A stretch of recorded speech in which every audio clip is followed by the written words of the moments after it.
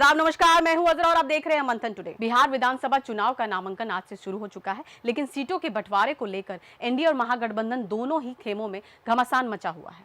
दोनों तरफ ऐसा सहयोगी है जो बड़े दलों की नाक में दम किए हुए हैं। एनडीए में एक नहीं बल्कि दो सिरदर्द है। चिराग पासवान की एलजेपी रामविलास और जीतन राम मांझी की हम पार्टी। दोनों के नेता केंद्र सरकार में मंत्री हैं, इसलिए बीजेपी और जदयू के लिए इन्हें नाराज करना आसान नहीं। उधर महागठबंधन में भी हाल कुछ अलग नहीं है। मुकेश सहनी की वीआईपी पार्टी और वामपंथी दलों ने ऐसा फंसा दिया है कि तेजस्वी यादव को भी अब सियासी जोड़ तोड़ में माथापेची करनी पड़ रही है। वीआईपी पार्टी शुरू में 7 सीटों की मांग कर रही थी, लेकिन अब भी 30 सीटों से नीचे जाने को तैयार नहीं है। वही पिछली बार 29 सीटों पर चुनाव लड़ने वाले वामपंथी दल इस बार 40 से 45 सीटों की डिमांड कर रहे हैं।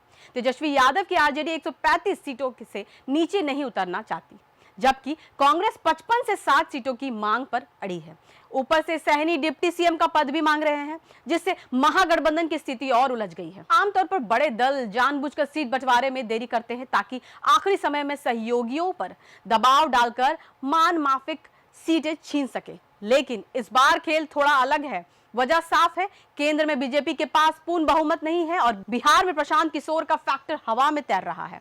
प्रशांत किशोर खुलेआम 243 सीटों पर चुनाव लड़ने का ऐलान कर चुके हैं, जिससे दोनों गठबंधन पर दबाव बढ़ गया है कि वे जल्द फॉर्मूला फाइनल करें। एनडीए में भी तस्वीर साफ नहीं है। बीजेपी और जदयू के बीच बात तो आगे बढ़ी है, मगर सीटों का आंकड़ा तय नहीं है। दोनों पार्टियां मान चुकी है कि करीब 30 से 35 सीटें चिराग पासवान, जीतन राम मांझी और उपेंद्र कुशवाहा के बीच बांटी जाएगी, मगर असली दिक्कत यह है कि सहयोगी दल अपनी अपनी दावेदारी बढ़ा चुके हैं। बीजेपी ने जब सभी सहयोगियों से उम्मीदवारों की लिस्ट मांगी तो चिराग पासवान ने 45 सीटों की सूची थमा दी। उपेंद्र कुशवाहा ने 20 और जीतन राम मांझी ने 18 उम्मीदवारों के नाम भेज दिया।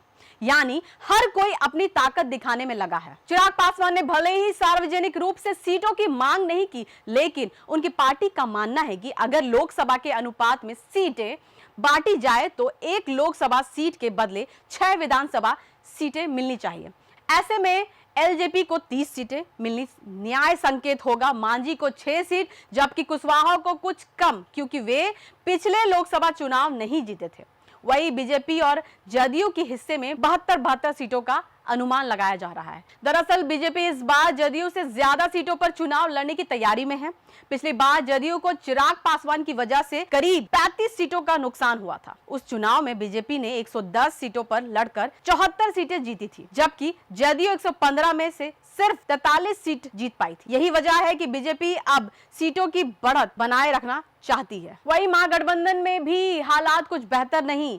वीआईपी पार्टी को शायद ही 20 से 22 सीटों से ज्यादा मिले, लेकिन सहनी का रुख तेजस्वी सावधान है। पिछली बार सहनी ने सीटों को लेकर ही गठबंधन तोड़ दिया था और एनडीए में चले गए थे।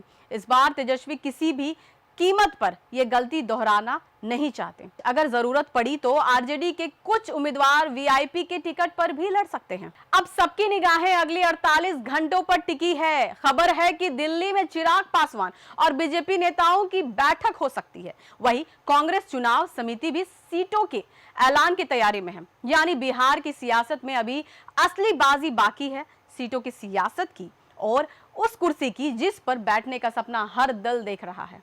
फिलहाल के इतना ही। देश और विदेश की ताजा खबरों को देखने के लिए देखते रहिए मंथन टुडे। अगर आपने हमारे चैनल को सब्सक्राइब नहीं किया तो अभी करें, लाइक करें, शेयर करें, फॉलो करें। शुक्रिया।